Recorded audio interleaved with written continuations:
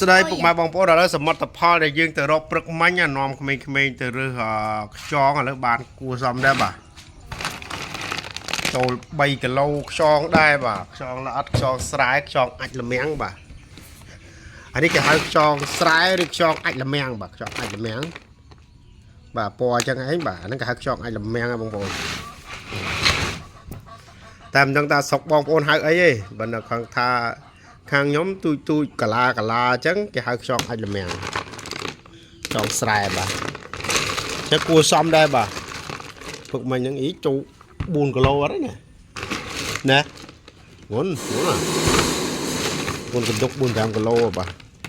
គ្រាន់បើដែរពឹកមិញ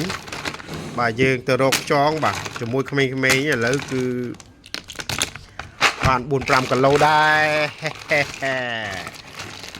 ត្រាំទឹកត្រាំអីមកគឺអូខេ